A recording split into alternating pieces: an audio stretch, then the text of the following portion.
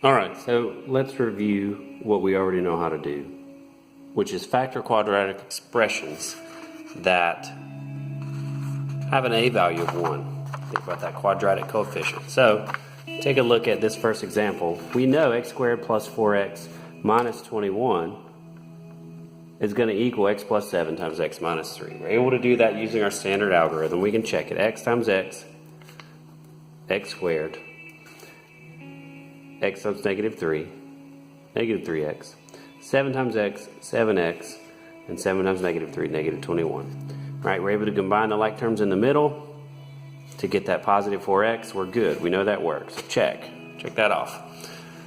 But now what we're going to move on to is factoring expressions that are in the same structure, the same format, ax squared plus bx plus c, but now a is a number other than 1. Right? So what I've done first is we're going to start out kind of the old school way. The way I learned how to do it was just tough it out.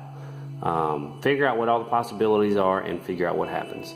So what do we know? We know that there's plus signs everywhere. So there's not going to be anything negative. But 2 is a number other than 1, meaning we're going to have to think about the fact that for my first product,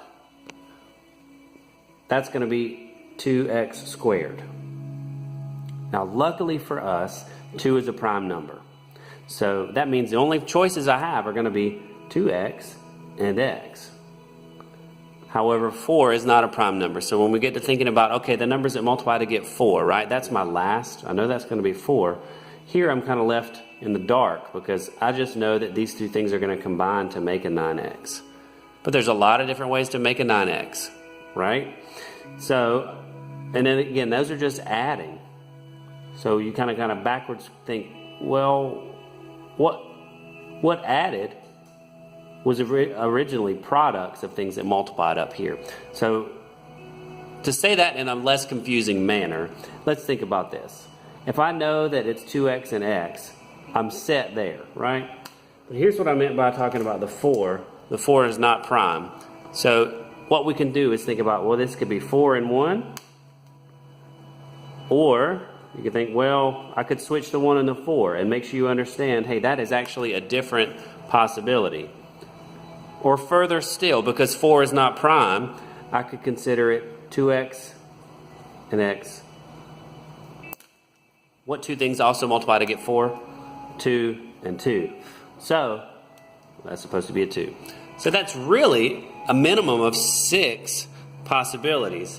And the only reason it's 6 and not more is because these were plus signs, right? So we don't have to worry about, hey, is one of them positive? Is one of them negative?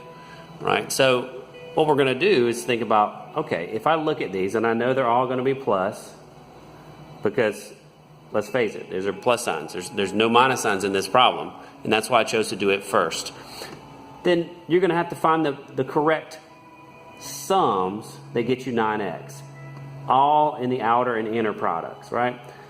So if we do this one first, right, my 4x and my 2x, right? So that's going to be 4x plus 2x equals 6x. That's not right, is it? All right, so let's try it in another section. I've got 1 times x, and I've got 2x times 4. So I've got 1x plus 8x. That's 9x. Hey, I found it. I didn't have to go all the way through. If you do go all the way through, though, you're going to get 6x, though, right? So thinking about that, if I try to put that back in focus for a second, we're looking at, okay, I'm basically having to foil all the possibilities. And best case scenario, you do that in your head. Best case scenario. Worst case scenario, you start writing them all out and you find all of the actual products, right? And that'll make you really, really good at foiling or distributing, depending on if you like that word or not. But we need a faster way. So basically, what we just did, we figured out that was not it, and that was not it. So it had to be this one. 2x plus 1 times x plus 4. Right? And I'll trust you can plug that in and do the box method or FOIL or whatever and figure out that that works, but that does indeed work. So we're going to try that on one other one, and just to get you thinking about looking at what are the possibilities here. So let's take a look at our problem. 4x squared minus 5x minus 6. All right, I need autofocus on. All right, so if that's our problem, this introduces some new possibilities here, or you could call them new problems. So let's think about 4.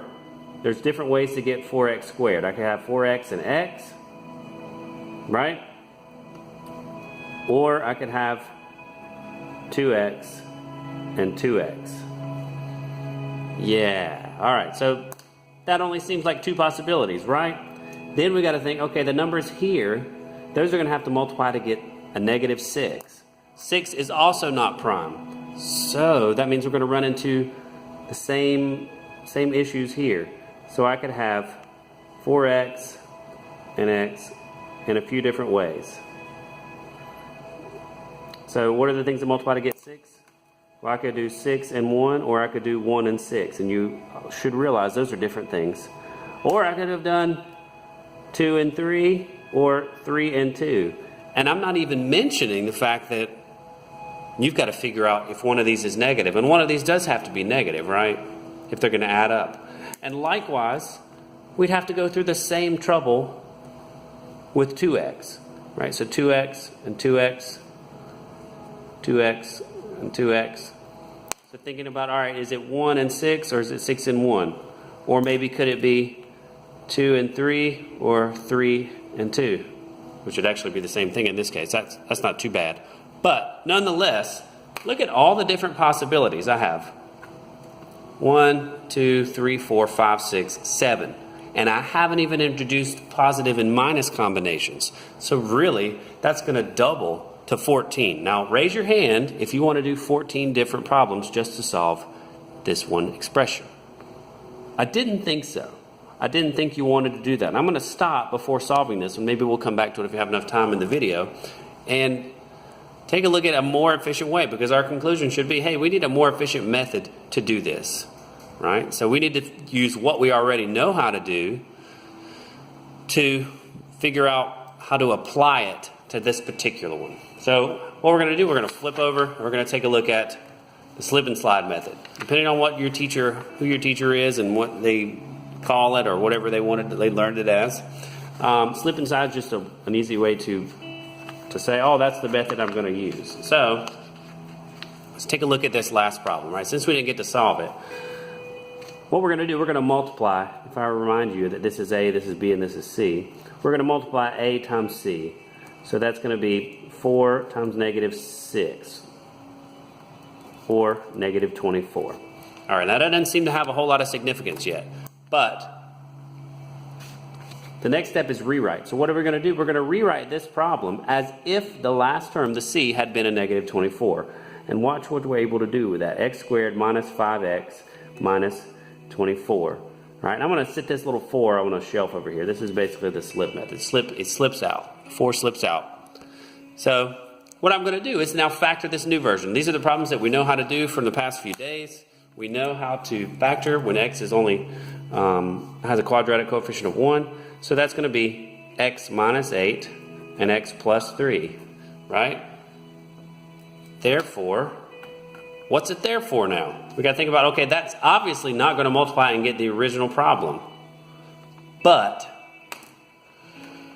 here comes the 4 back in. So it slid out here. It's going to slide back in when we get to this step. So I'm going to bring the 4 back in. I'm going to write these x minus 8. I'm going to leave some room here. And x plus 3. And hopefully you can still see all that. It's not too convoluted there. I'm going to bring the 4 back in. So we're going to put a 4 here and a 4 here. And we're going to determine the role of the 4. What that means is divide. 8 divided by 4 becomes 2. So x minus 2 is what this binomial has become. All right? 3 over 4. Well, that doesn't reduce any. That doesn't become a nice, pretty whole number. It doesn't really do any of that. So guess what? The 4 is going to serve a different role. The 4 is going to become the coefficient on that x. So basically, this new binomial is going to be 4x plus 3. I want you to stop there and think about, hey, was that one of the combinations from the other side? Pause it if you have to and make sure you see, hey, that was one of them. We had the 4x and the x, the 3 and the 2. And look at how easy that was compared to going through 14 different problems. All right, so that is actually our complete factored form. How could you check it? You could multiply, right? FOIL, box method, whatever your favorite is. Okay, so it does check out. Take a second and do that if you don't believe me. If you do it right, we're right. Oh, okay, we'll do it. So x times x, 4x, I'm sorry, x times 4x, 4x squared. The x times the 3 is plus 3x. The negative 2 times the 4x is a negative 8x. And let's see what color. We need a blue. The negative 2 times the positive 3 is negative 6. So look at the fact that, hey, that matches up with 4x squared. That matches up with the negative 6. And then if you combine like terms, 3x minus 8x is negative 5x. All right, so hopefully you saw, hey, that's a lot easier. A lot easier instead of trial and error or backtracking. So what I'd like for you guys to do, pause the video and see if you can go through these steps for each of these quadratic expressions. Factor them and make sure you understand the process. All right, so we'll take a look at these first examples. The first example here, let me zoom in a little bit. There we go. Well, not that much. Okay, so you take a look at this process and hopefully it's not too confusing. Multiply, again, that's the first coefficient times the constant at the end, and that's turning it into a problem that's familiar to us with x squared. We factor that, x plus 4x minus 3, and then we bring the 3 back in for the slide. So 3 over 3 is what became the 1. 4 over 3 does not reduce, so that 3 jumps up and becomes the coefficient of that binomial. 3x plus 4 is what that binomial ended up being. Let's make sure it comes on. All right? I'll come back to the middle one. We'll do it last. Okay? Doing the same steps for number 3. So multiply what? 4 times negative 5 to get the negative 20. Rewrite it, x squared minus x minus 20. Factor that, simple, right? And then bring the 4, slide the 4 back in underneath each term. So under each number, I should say. 4 over 4 is what becomes 1. 5 over 4 does not reduce. So that becomes x plus 1, right? Again, you see 4 over 4 just became the 1. And let me get my fingers off there. There we go. 4x minus 5 is the result of that binomial. Wow, that's having a lot of problems. All right, so what do we do about this middle one? So we start off the same way, 6 times 3, yep, that's 18. We rewrite it, x squared plus 11x plus 18. And then that factors pretty simply, plus 9 and plus 2. But then when we go in here to bring the 6 back in for the slide part, look at what happens. We get x plus 3 halves, right? 9 over 6 reduces 3 halves. And then x plus 2 over 6. So that's going to be x plus 1/3. All right, so what on earth are we supposed to do with this? Well, neither of those became an integer. So both of them are going to have that denominator become the coefficient. So we'd have 2x plus 3 and 3x plus 1. All right, now that should make sense because when you look at the first terms in each binomial, 2x times 3x is indeed going to give us a 6x squared. So that should make sense. And hopefully you guys can practice this and come in tomorrow with some fresh new knowledge.